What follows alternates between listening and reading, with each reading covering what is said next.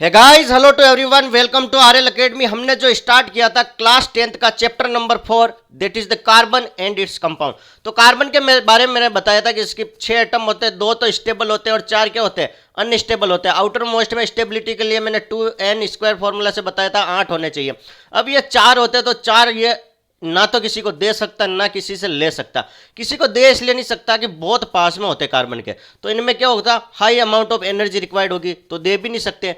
ठीक है, और किसी से ले तो 4 का कर्ज, 4 का जो नेगेटिव आयन आएंगे ना, 6 तो अपने प्रोटॉन है तो 10 हो जाएंगे आयन नेगेटिव, तो 6 पे 10 यार, इतना कर्ज भी हम झेल नहीं सकते, हम वापस ये कर्ज नहीं चुका सकते। तो कार्बन ने कहा कि मैं ऐसा कुछ नहीं कर सकता हूं, तो मैं क्या करूं, तो कहा कि कार्बन भैया ऐसा कीजिए, आप शेयरिंग कर दीजिए। और जो शेयरिंग ऑफ इलेक्ट्रॉन होता है, शेयरिंग, तो इससे जो बॉन्ड बनता है उनको बोलते हैं कोवेलेंट। कौन सा बॉन्ड होता है, that is the covalent bond. मैंने ये चीज शायद डिस्कस किया नहीं किया, अब ध्यान से सुन लो। उसको क्या बोलते हैं, that is the covalent bond. Bond formed by the sharing is known as the covalent bond.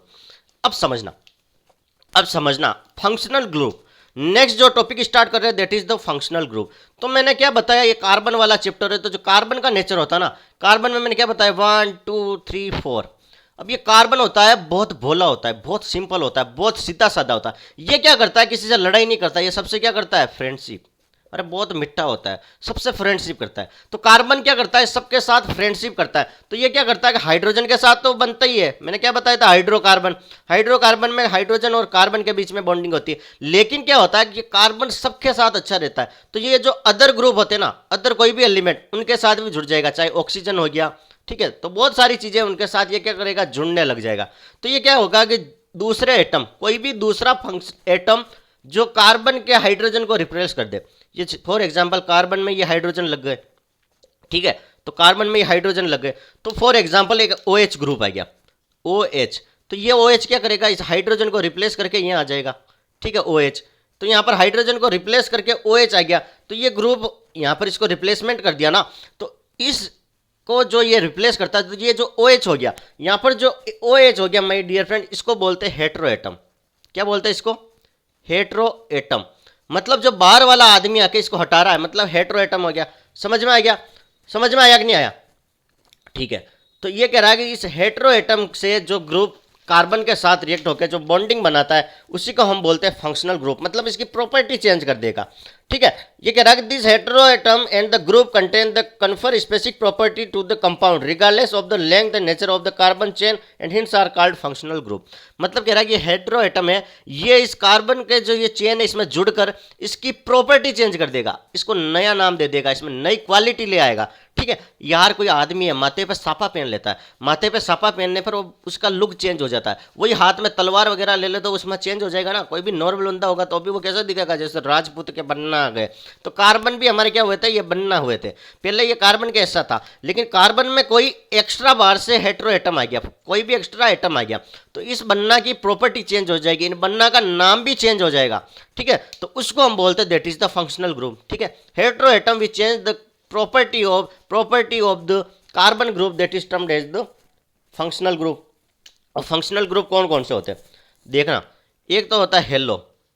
Hello में कौन कौन सा आता है, that is the chloro and bromo, ठीक है, chloro and bromo. First hello में होता है क्लोरो एंड ब्रोमो। तो ये जब जुड़ जाते हैं, ये जब जुड़ जाते हैं हेलो वाले, तो इनमें क्या होगा, प्रीफिक्स आगे लगाएंगे। समझना, ध्यान से देखना, ध्यान से देखना। 1 2 3 कार्बन है, 1 2, ठीक है, ध्यान से देखना। तो यहाँ पर हाइड्रोजन, यहाँ पर हाइड्रोजन, यहाँ पर हाइड्रोजन, यहाँ पर हाइड्रोजन, यहाँ पर हाइड्रोजन, ध्यान से देखना, यहाँ पर हाइड्रोजन, और यहाँ पर भी क्या होता है अपना हाइड्रोजन। फिर मैंने कहा यहाँ पर क्लोरो और ब्रोमो, क्लोरो मतलब क्लोरीन, ब्रोमो मतलब ब्रोमीन।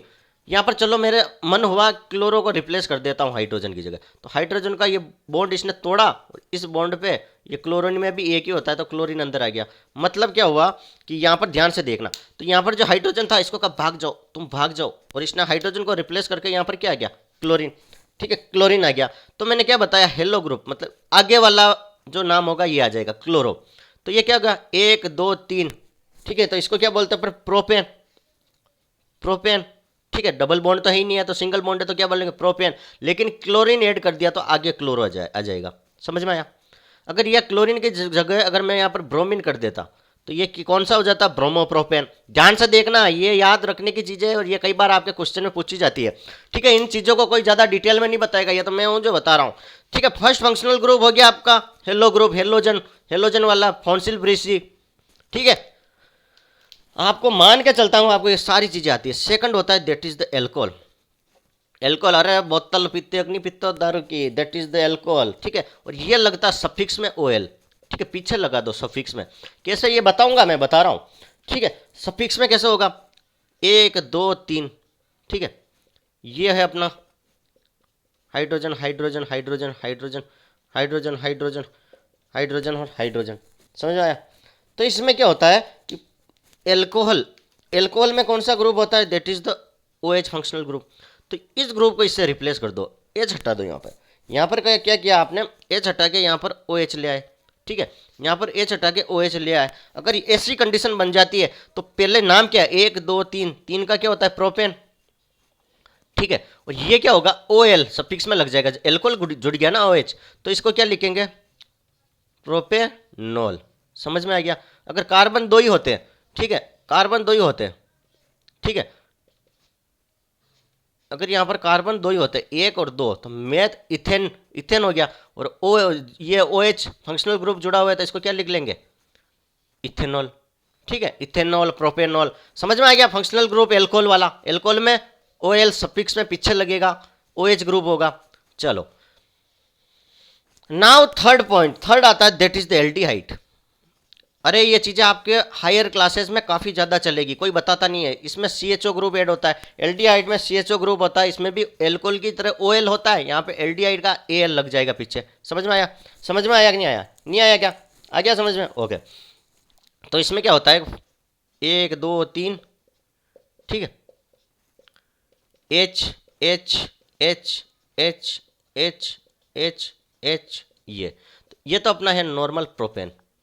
ठीक है, और CHO किस फॉर्म में होता है, ध्यान से देखना, C डबल बॉन्ड O और H, ये ऐसे होता है, C डबल बॉन्ड O और H।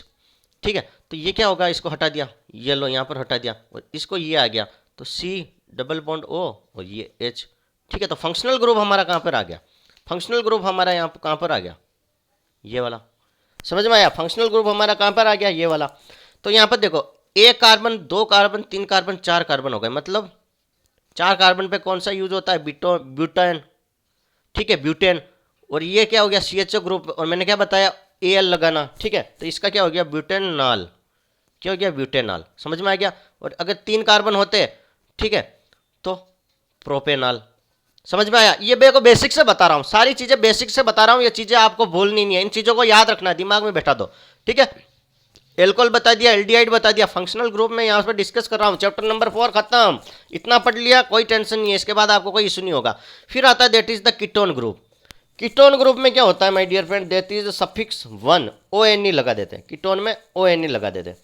ठीक है, पॉइंट क्लियर है, यहाँ तक आपको सब क्लियर करना है, इसके बाद आपको कोई इशू नहीं आएगा। ठीक है, और बाकी के ग्रुप में नेक्स्ट क्लास में डिस्कस कर लूंगा। Thank you so much.